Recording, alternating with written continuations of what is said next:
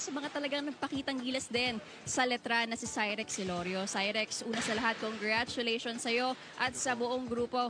Siyempre, curious kaming lahat. Can you share to us paano yung naging preparation nyo knowing na hindi nyo natalo yung Altas nung first and second round tapos sa finals natalo nyo sila? Sa totoo lang po, hindi po madali yung makuha yung yung first game po kasi dami pa po kaming pinagdaanan. Sa isa po sa amin may problema kaya pinagandaan po talaga namin yung game 1 na to. Can you share kung ano yung pinaka-paborito mong advice ni Coach Allen sa inyong lahat? Yun nga, yung sinasabi niya po palagi, one game at a time po. One game at a time. Cyrex, grabe yung nangyari ngayon nung first half, muntik nang makahabol yung Altas. Tapos yung second half talagang hindi nyo binigyan ng chance na makahabol pa yung Altas. So aabangan ba namin next game? Aasahan ba namin makukuha nyo ulit yung champion? Back to back yun. Sinisigurado po namin na mas tatasan po namin sa game 2 at kukunin na po namin yung back to back champion. Cyrex, curious lang kami, no? Sino ba yung inspirasyon mo sa paglalaro ng basketball? Siyempre yung yung mga magulang ko po kasi po sila po yung nagpapalaki sa akin. Wala po ako dito kung wala po sila.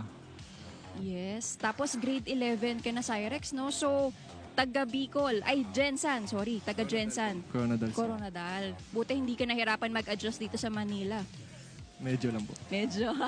May gusto ka bang batiin o pasalamatan? Now is your time. Binabati ko lang po yung yung pamilya ko po sa Coronadal City, anak ko day. Hindi ko na naisayangon. Salamat gid sa mga pagpadako na sa akon sang maayo. Tsaka yung mga kaibigan po dyan sa Coronadal, shoutout po sa inyo. Tsaka kay Boss Frank, tsaka kay Boss Jacob. Salamat po. Maraming salamat, Cyrex. Kaya naman balik sa inyo, Anton and Coach Hammer.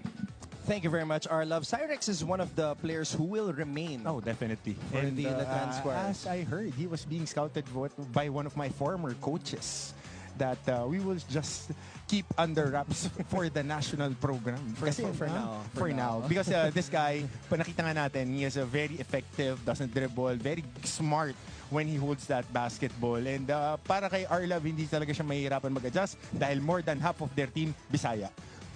All right, when we come back, we will put the finishing touches on our coverage. This is game number 1 of the Juniors Basketball Finals in Season 99 of the NCAA Letran.